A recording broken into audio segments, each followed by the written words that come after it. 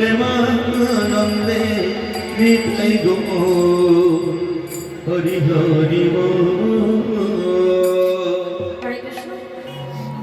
আমরা এতক্ষণ সকলে শ্রীধাম নবদ্বীপের মাঝারে নিতাই গৌর লীলারস মাধুর্য আস্বাদন করলাম। এখন আমরা সকলে যাব মধুময় শ্রীধাম বৃন্দাবনে রাধা কৃষ্ণ মাধুর্য রস আস্বাদন করবার জন্য, তাই তো মা? নিতাই বিনে ভাই রাধা কৃষ্ণ পাইতে নাই, দৃঢ় করে ধরো নিতাইয়ের পায়। গুরু কৃপা বিনা দয়ালে নিতাই চাঁদের কৃপা তো মেলে না। নিতাই চাঁদের কৃপা বিনা গৌর কৃপা মেলে না। গৌর কৃপা না পেলে ব্রজে যাওয়া যায় না, আর ব্রজে না গেলে মাধুর্য রস আস্বাদন করা হয় না। তাই চলো সকলে আপন আপন গুরু আশ্রয় করে পঞ্চতত্ত্ব চরণ স্মরণ করে সর্বস্বামী 64 মহান্ত চরণ স্মরণ করে আমরা একটু ব্রজের পথে যাই বাবা, নাকি? তো এই তো যাওয়া আসা চলছে, যাচ্ছি আসছি যাচ্ছি আসছি, এই যাওয়া আসায় তো আমাদের জীবন বাবা। আজ যেমন হরিবাসরে একবার নবদ্বীপ একবার বৃন্দাবন, ঠিক সেই রকম একবার আমাদের ভব সংসারে আসতে হয়, আবার কর্মের ফল ভোগ করে আবার আমাদের তার কাছে যেতে হয়। সবাই মিলে একটু ধ্বনি করো হরি হরি বল।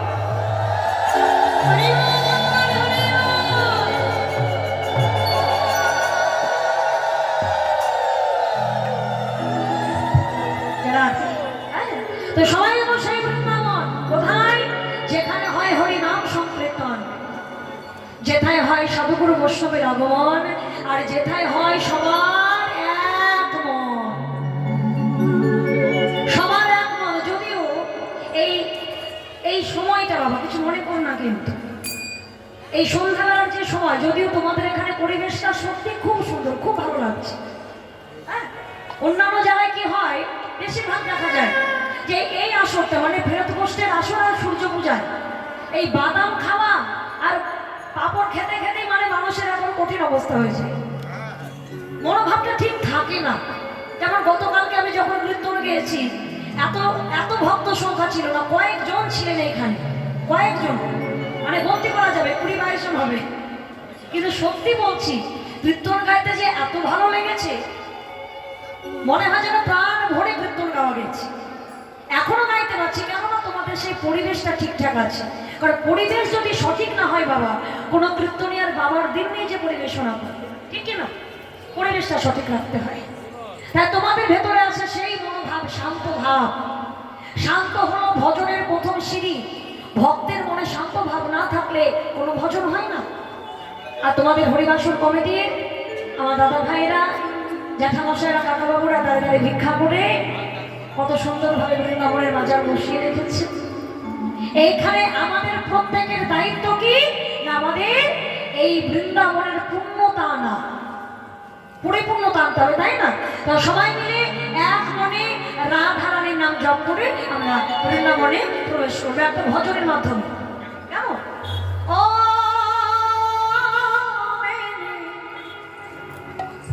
রাধে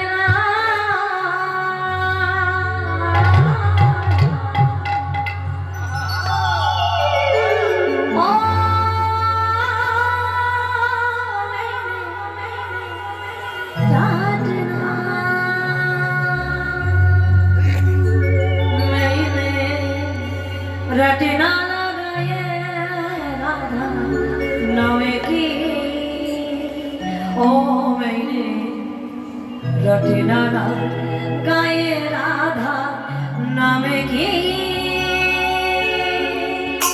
राधे सभी और बोलिए सभी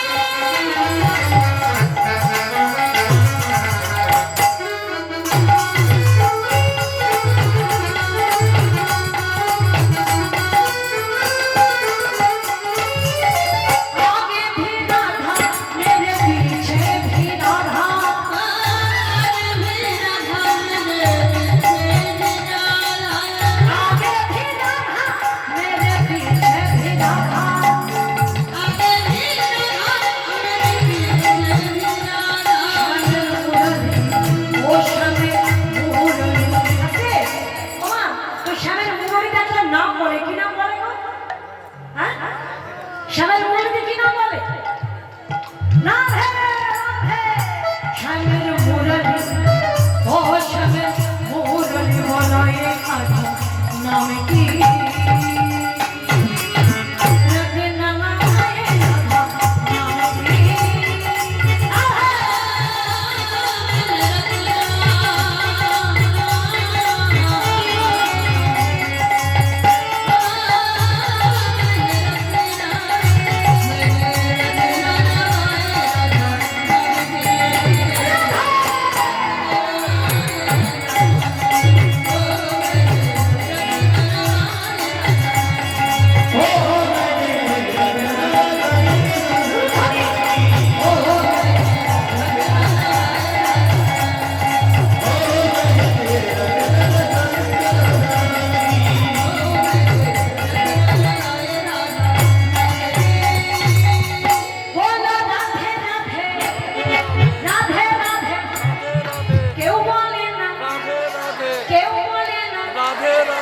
সবাই বলে না, আরে সবাই বলো প্রেম সে বলো, হাত তুলে বলো, আবার বলো, আরো জোরে বলো, রাধে রাধে রাধে রাধে রাধে রাধে শ্যামকুণ্ড মে রাধাকুণ্ড মে গিরিমোহন ভরবে বংশীবন মে রিধুবন মে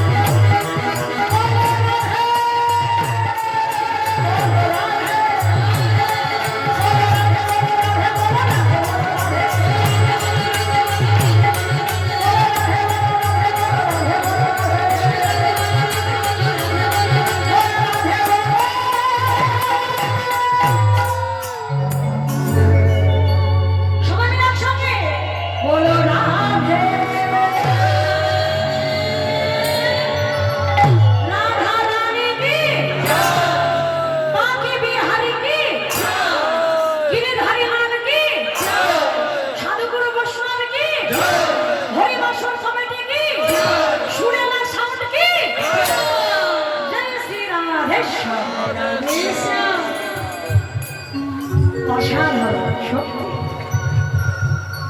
মানে তুলনা হয় না, এত সুন্দর। জানাবে জানাবে পরিবল আমার এই বাবা ঠাকুর যেখানে কীর্তন গাইতে আসি না কেন, বাবা ঠাকুর যান নিজান সাহা, আর আমিও জাতের সাহা, জাতের একটু টান আছে তো না, এই কথার আগের কথা নয়, সত্যি কথা, তাই না? এর উপর টান থাকে। হ্যাঁ না, উনি ভক্ত মানুষ, ভগবানের সঙ্গে উনার টান আছে, আর আমি দোয়েল সাহা আর উনি মৃণাল সাহা, ওই সাহায় সাহায় একটু টান আছে। রাধে রাধে রাধে রাধে। হ্যাঁ, তাই বাবা ঠাকুর আমাকে একটু আশীর্বাদ করে গেছে। তোমরাও গোবিন্দ চরণে প্রার্থনা করো, উনি যতদিন বেঁচে থাকবে এইভাবে সশরীরে সুন্দরভাবে কীর্তন শুনে বেড়াতে বেড়াতে যেন নিজের ঘরে যেতে পারে। হরিবল হরিবল হরিবল। এবার আমরা লীলায় আসবো। মধুমাসী ধাম বৃন্দাবনে আমাদের আস্বাদন বিষয় ফেরত গোষ্ঠ বা উত্তর গোষ্ঠ লীলা, তাই তো? ফেরার পালা, আচ্ছা না এই পালা কয়টা গো? হ্যাঁ, আমার একটু ভেতরে কেমন যেন হয়, বুঝতেই পারি না পালা কয়টা। বলবো? আচ্ছা, তাহলে আমি বলবো। একটা আষাঢ় পালা আর একটা ঝালার পালা, মধ্যেখানে যা হয় সব হলো ঝালা পালা। রাধে রাধে রাধে রাধে। জীবন মানেই ঝালা ফালা, জীবনে কিচ্ছু করার নাই। হ্যাঁ, তবে পালা দুটো, আষাঢ় আর যাওয়া। তবে আষাঢ়টা সকালে শ্রবণ করেছো। আমি জিনার হাত ধরে এখানে এসেছি, যেই দাদা আমাকে নিয়ে এসেছেন কৃপা করে। আপনাদের কমিটি তো অবশ্যই কৃপা করেছেন, কিন্তু আমি তো কমিটির কাউকে চিনতাম না, বা যেই দাদা আমাকে কমিটিকে চিনিয়েছেন দীপেন্দু দাস বৈরাগ্য, আপনাদের সবার খুব প্রিয় ব্যক্তি, আমারও খুব প্রিয় ব্যক্তি, এবং উনি খুব ভালো মনের মানুষ। কে কত ভালো শিল্পী, গোমা শিল্পী, সেটা বড় কথা নয়। আমার মনে হয় একজন বৈষ্ণব এবং একটা ভালো মানুষ, সত্যিকারের ভালো মানুষ, তার বদলে কৃষ্ণ কথা শ্রবণ করলে আমার মতো অজ্ঞানীর ভিতরেও একটু হলে ভক্তি আসবে। তাই দিব্যেন্দু তার কৃপায় আমি আপনাদের চরণে এসেছি।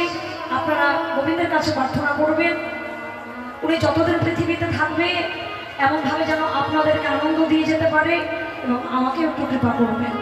যতদিন আমি পৃথিবীতে থাকবো আমি যেন আপনাদের মতো ভক্ত সঙ্গ করতে করতে, হরি কথা কৃষ্ণ কথা বলতে বলতে আমি যেন আমার ঘরে যেতে পারি। তবে যেতে হবে 100% গ্যারান্টি, যেতে হবে। এসেছি, যাব। তাহলে আষাঢ় পালা শ্রবণ করেছেন, মনে হয় দীপেন্দুরা গিয়েছেন না সকালে গোষ্ঠ নাকি? তাহলে উনি নিয়ে এসেছেন, আর আমার ভাগ্যে পড়েছে নিয়ে যাওয়ার পালা। উনি এনেছেন আর আমাকে এখন নিয়ে যেতে হবে। হ্যাঁ, তাহলে যেতে হবে। ফেরত গোষ্ঠ, উত্তর গোষ্ঠ কেন বলে? উত্তর গোষ্ঠ কেন বলে? একজন ব্যক্তি, একজন মানুষ যখন মারা যায় দেখবে তারপরে তাকে উত্তর দিকে মাথা করে শোয়ানো হয়। সেই দিন কিন্তু নিজের বিছানা নিজে করতে পারেন না। সেই দিনের বিছানাটা বাড়ির সবাইকে করে দিতে হয়, এবং শেষের বিছানা, শেষের সাজানো সবকিছু কিন্তু আমাদের অন্যের হাতে থাকে। জন্ম নেওয়ার পর নামটা অন্য কেউ দেয়, হাত ধরে হাঁটাটা অন্য কেউ শেখায়, আবার এখান থেকে যাওয়ার পরে অন্য কেউ আমাদের কাঁধে করে